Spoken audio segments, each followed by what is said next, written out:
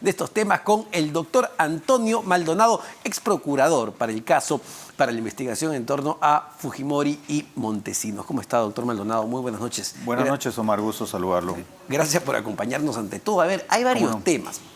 Quería empezar con la situación y esta denuncia de plagio que vincula a la presidenta Dina Boluarte. Lo que revela ayer nuestro colega Christopher Acosta es bastante, significativo si lo comparamos con una investigación similar que se le sigue al expresidente Pedro Castillo. Ella es parte, como coautora, de una publicación, de un libro con otras personas, y lo que se ha detectado es que más de la mitad de ese libro está plagiado. Es verdad, es un producto de hace ya varios años. ¿La presidenta podría enfrentar algún tipo de cargo a partir de esta revelación? Mire, por la relevancia de ambos personajes, Castillo y Boluarte, debemos decir que ello nos da una muestra de lo extendida que está en el Perú, por supuesto, no solo en el Perú, pero hablando del Perú, la vulneración de lo que se conoce como la creación intelectual, la propiedad intelectual, los derechos de autor.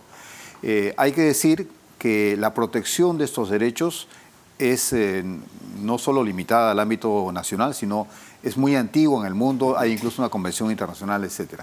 En el Perú hay, en primer lugar, en la evolución normativa, una ley sobre derechos de autor, y luego se ha producido una incorporación en el ordenamiento jurídico penal, de tal manera que el bien jurídico está debidamente, digamos, protegido por su expresa prohibición. Entonces, acá, sobre lo que se ha denunciado, bueno, evidentemente lo primero que hay que hacer es que hay que investigar, sobre todo por la relevancia del personaje, su proyección, su carácter simbólico, etcétera. Hay que investigar si en efecto ha ocurrido una figura que un hecho que puede ser subsumido bajo la figura del delito de plagio en el Código Penal, o una infracción administrativa en la parte de la vulneración a la ley de derechos de autor. Eso es muy importante, ¿no? Porque hay que tratar de entender, los contextos que son importantes. Claro. ¿Qué ocurre mucho en nuestro país? Sobre todo para aquellas personas que postulan al sector público, donde se exige una serie de requisitos, publicaciones, incluso para obtener grados que son necesarios para obtener puestos mejores, sobre todo en el sector público.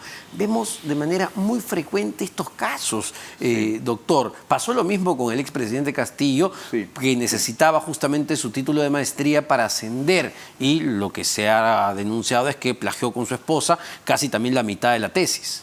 Y pasa muy frecuentemente, fíjese usted, con los candidatos, los postulantes a cargos de fiscal y juez. También. Porque lamentablemente en el Perú hay una cultura extremadamente formalista del papel, seguramente heredada de la colonia, entonces el papelito manda. Y claro, uno se consigue tesis de cualquier forma. Pero acá hay dos dimensiones. La primera que le refería, y digamos como un ejemplo de la primera dimensión, debo mencionarles lo que pasó, por ejemplo, incluso con la obra de José Hurtado Pozo. Su famoso manual de Derecho Penal fue acá trasegado de cualquier manera, y eso quedó en la impunidad. Y la otra dimensión es la que usted comenta sobre esta exigencia formal. Es decir, por ejemplo, no se valora la experiencia de la persona. Puede una persona no haber escrito libros, puede no haber tenido títulos de doctor o de magíster, pero sin embargo tiene una experiencia relevante que es valorada, por ejemplo, en organismos internacionales, pero en el Perú no. En el Perú o es el título de doctor y el de magíster, y las obras, no importa si esas obras son legítimas o no. Y por eso teníamos en contrapartida, y usted sabrá muy bien, estas universidades que rápidamente agilizaban pues el papelito, ¿no? El cartón para que usted sea magíster, doctor, en lo que a usted se le ocurra. Y claro, la SUNEDU pues entró y las empezó a cerrar, porque claramente no había forma de acreditarlo. Ciertamente, y sobre esto hay una gran resistencia, incluso como sabe usted y sabemos todos, hay un gran lobby en el Congreso a favor de este tipo de esquemas que finalmente vulneran un bien jurídico pues respetado en el mundo. Entonces hay dos formas de no ver esta situación o de verla de alguna manera diferente, y es que pensar que este fenómeno criminal ocurre masivamente o que no ocurre sencillamente. Y en el Perú la verdad es que ocurre masivamente. Y a ver, volviendo al caso de la presidenta Boluarte, ¿no? Porque claro, esto lo habría cometido ya hace algunos años. El delito puede, si es que se estuviese investigando el delito de plagio, ¿puede ya haber prescrito? Podría haber prescrito, habría que analizarlo. La pena es de 2 a 8 años, la pena abstracta establecida en el artículo 219 del Código Penal. Habría que ver si se ha prescrito. Sin embargo, no estaría en la capacidad de decirlo en este momento. Sin embargo, es curioso porque, claro, y lo dice muy bien Christopher Acosta en el reportaje de ayer, ella coloca en su CV, en su currículum, en una primera etapa, cuando postula a un organismo, a una institución del Estado como es la RENIEC. Es decir, desde ese punto de vista, yo estoy dando información que podría ser considerada, no sé si falsa, pero claramente estoy atribuyéndome una obra que no es mía. Sí, es relevante a los efectos, ya le digo, administrativos, a los efectos de su nombramiento en la RENIEC, incluso a los efectos de si esta conducta se subsume o no en el tipo penal de plagio. Pero más allá de eso hay otra dimensión, y es la que quisiera permitirme someter a su consideración. La obra versa sobre derechos humanos y derecho internacional humanitario. O sea, que la señora es una experta en los principios de derecho internacional humanitario. Por tanto, sabía perfectamente las consecuencias de, por lo menos, una actitud omisiva en el marco de las protestas y las consecuencias dramáticas y trágicas de las protestas de diciembre del año pasado y enero de este año. Y ese es un elemento que podría usar la Fiscalía para sostener que su tesis de defensa no se sostiene, es falsa. Y dado que lo mencionas, ¿no? Uno preguntaría, a ver, doctor, estos hechos ocurrieron en diciembre, enero, hechos lamentables. ¿Cuánto se ha avanzado en el Ministerio Público? Sabemos que muy poco, pero en referencia al conocimiento, es decir, a que hubo por lo menos de parte de la señora siendo presidenta de la República una omisión muy grave. Yo pongo como ejemplo el informe que hizo la Comisión Interamericana de Derechos Humanos sobre Colombia, el famoso tercer capítulo hecho en 1993, por primera vez describe las conductas que el derecho internacional humanitario prohíbe en un escenario como el de Colombia. Es decir, la señora, vuelvo al punto, es una experta en derecho internacional humanitario, por tanto no puede alegar un argumento de defensa tan pobre como el de que ella no podía saber las consecuencias de sus decisiones o de la omisión de sus decisiones. Bueno, y además es interesante porque en un principio lo que se decía o lo que ella decía era que ella no tuvo ni conocimiento, no tuvo reuniones, no se le informaba, todo era parte del campo operativo, que es lo que hace la policía y el ejército, que es verdad que tienen sus lineamientos operativos, sí, pero ya en la versión que da el comandante general del ejército, Manuel Gómez de la Torre, él dice, oye, bueno, yo sí sostuve reuniones con la presidenta Boluarte para informarle y a los ministros de todas estas operaciones. Ya esa declaración, sí, pues me imagino debería ser un punto de investigación claro para el Ministerio Público, para la Fiscalía. Ciertamente me parece que es así, pero además creo yo que este punto del libro tiene una dimensión en la investigación que puede ser aprovechada por el Ministerio Público, si por supuesto actúa con la diligencia debida. Y otro caso, doctor, que también genera indignación y sobre todo preocupación porque lamentablemente parece no ser una excepción. Ya estamos hablando del el décimo congresista de la República denunciado por robarle, esa es la palabra, robarle el sueldo a sus trabajadores. Jorge Luis Flores Ancachi, que era también no solamente investigado por los famosos niños de Acción Popular, bajado del avión que se iba a China, los viajeros a China, que fue detenido porque tenía una requisitoria, un personaje ahí peculiar. Pero, a ver, nuevamente, ¿frente a qué estamos? La Procuraduría ya pidió que esto se investigue. Sí, mire, desde mi punto de vista, un equivocado enfoque en esta investigación es pensar que estamos frente a un caso de manzanas podridas. Y como usted bien lo adelanta en su pregunta, en realidad estamos frente a un fenómeno mucho más complejo que denota ya características de un patrón criminal. Un patrón criminal que además de tener a los protagonistas directos, digamos, estos que, como usted bien dice, roban los sueldos de los trabajadores, tiene también a un personaje que se lava las manos frente a este fenómeno que es el Congreso mismo, su directiva y el presidente del Congreso. Y por supuesto la Comisión de Ética. Yo creo que acá hay un fenómeno mucho más complejo que si la Procuraduría General del Estado, el Ministerio Público quieren ponerle punto final, bueno, tienen que investigarlo en todas sus dimensiones y complejidades. La conducta usted bien la ha criticado, es una conducta deleznable y por supuesto la literatura nos describe, y ya Víctor Hugo nos describió con el título de su obra, cómo podemos definir esta conducta. Pero además es tan así que en el momento en que este señor es bajado del avión, los otros que iban de paseo a China ni siquiera tuvieron la solidaridad de quedarse con él, lo dejaron solo.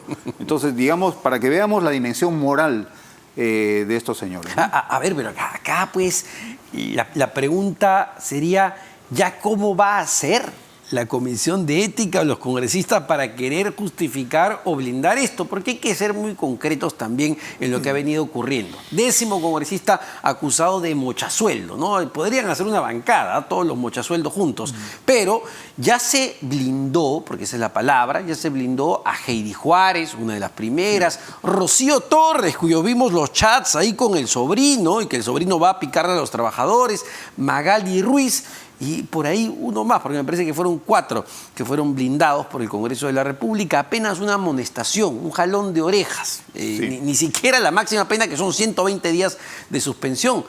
Ya, pero en el caso de Jorge Flores Ancachi, hay un audio que publica Cuarto Poder, usted lo ha escuchado, yo lo he escuchado, que ya es él mismo diciendo: le voy a mochar 10% del sueldo, ustedes tienen que colaborarme, pues, y la mitad de sus bonos.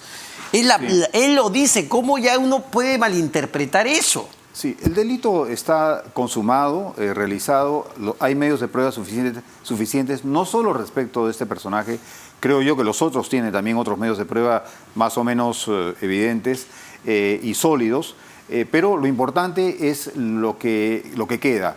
Y la única opción que tiene el Ministerio Público es investigar hasta las últimas consecuencias este grave delito. Y lo mismo la Procuraduría General del Estado. El Congreso sabrá lo que hace, es decir, cada día está cada vez más desprestigiado, más deslegitimado, la gente le tiene mayor irrespeto, en fin, quieren cavar su tumba, que la sigan cavando.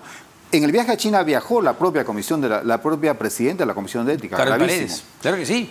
Claro, viajó la propia Carol Paredes. Entonces, cuando se le preguntaba a los otros congresistas, oye, ¿cómo iba a hacer esto? Si se iba a investigar o no. Bueno, no hay comisión de ética en este momento hasta que se vuelvan a repartir pues las posiciones en el Congreso. Pero además del sueldo, revela algo adicional que también genera preocupación, ¿no? Él le dice a sus trabajadores, además de cuestionarlos de por qué no le están entregando la plata de una manera más feliz, más sonriente, no es lo que les increpa, que él, porque además era presidente o es presidente de la Comisión de Energía y Minas del Congreso de la República. Ojo, una comisión sensible e importante por los temas y la legislación que se ve sobre sectores claves para el país. Claro.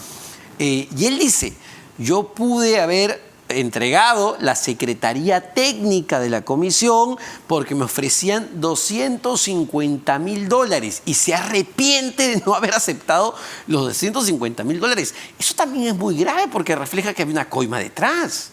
Ciertamente, es muy grave, hay varios, no solo un delito presunto contra la administración pública, cohechos, peculados, en fin, cosas que tiene que investigar el Ministerio Público, pero además en la conducta de esos congresistas, los que viajan a China, este señor, etcétera, hay un grave daño, por ejemplo, a la pretensión del Perú de ingresar a la OCDE, que está justamente haciéndose el esfuerzo como país en este momento.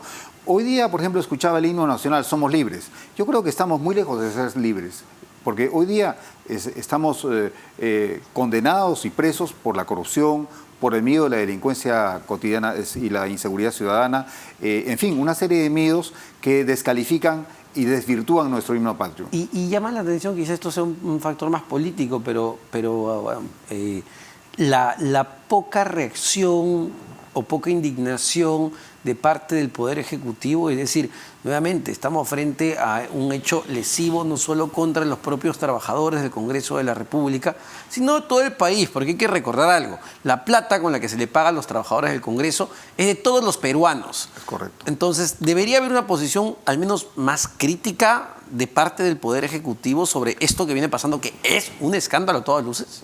Sí, pero ello requiere una conducta intachable de parte de quienes lideran el gobierno en este momento Y ya vemos cómo temas como el del plagio, esta intervención en las protestas sociales, etcétera, nos demuestran que la persona detrás del personaje dista mucho de tener las capacidades de liderar un proceso de reivindicación nacional y de lucha por la integridad, no solo del Estado, sino de la sociedad frente a la corrupción. A ver, justamente como un paréntesis, hay un tuit del Ministerio de Cultura. ¿Qué vienen haciendo los ministros en medio de todo esto? Ahí está. ¿Qué dice el Ministerio de Cultura? Nos reunimos con integrantes de la Asociación Civil La Resistencia en el marco de la política de puertas abiertas que impulsamos de cara a la ciudadanía en general. Ahí está, ahí está, me parece que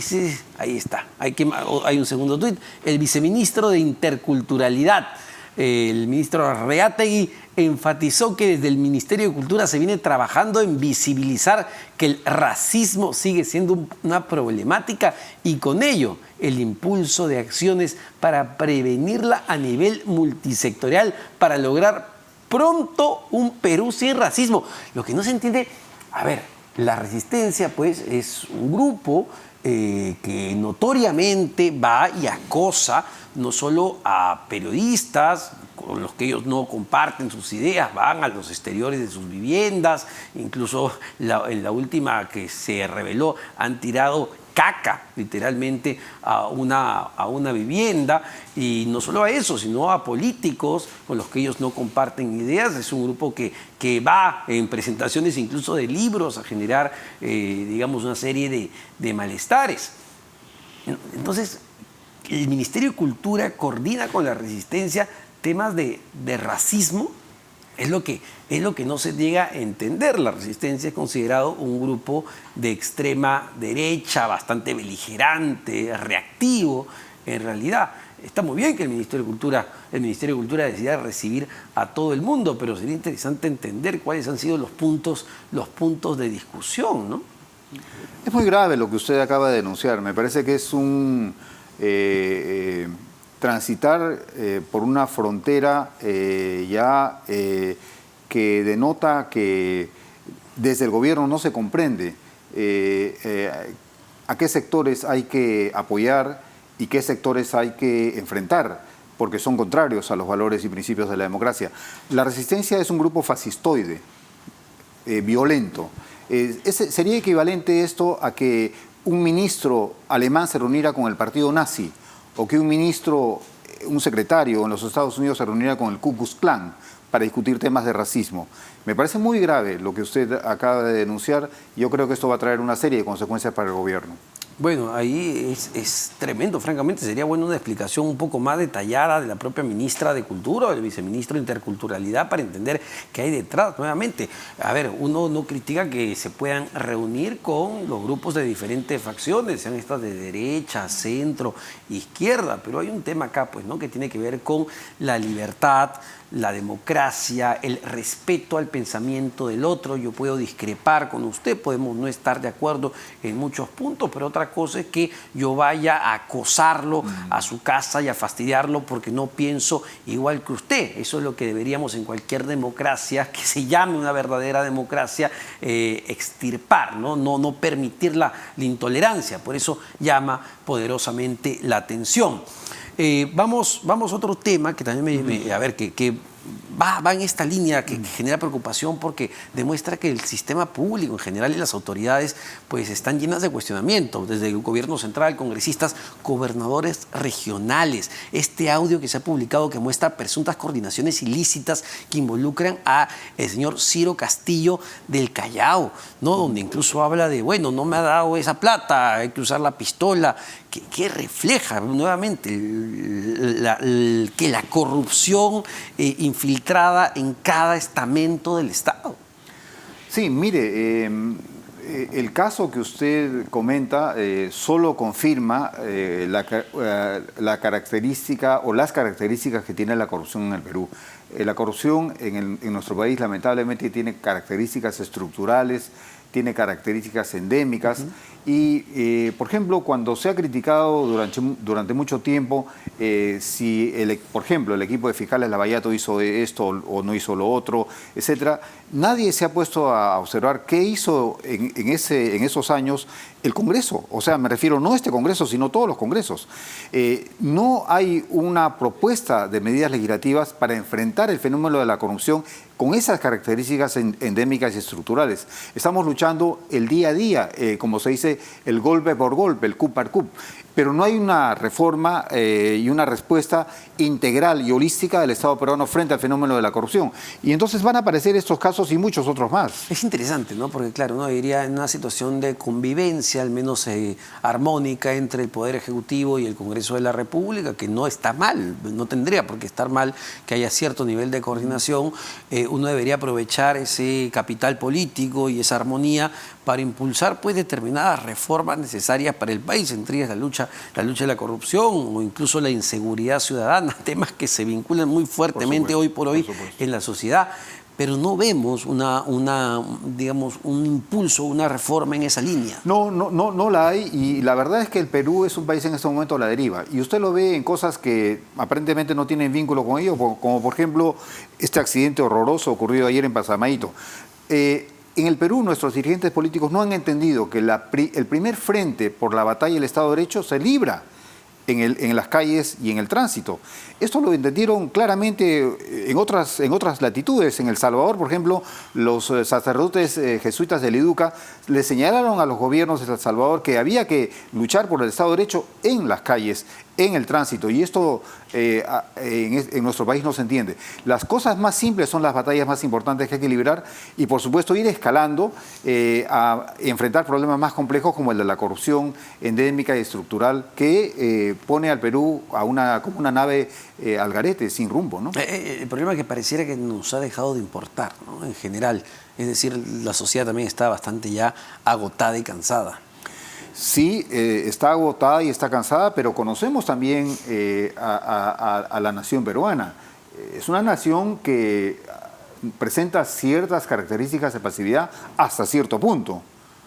Y luego hay reacciones muy fuertes y luego nuestros líderes en el gobierno, los congresistas, no se quejen de los efectos de su inacción, de su negligencia y de su falta de compromiso con el país. Muchísimas gracias, doctor Maldonado, Antonio Maldonado, ex procurador ad hoc del caso Fujimori Montesinos. Vamos a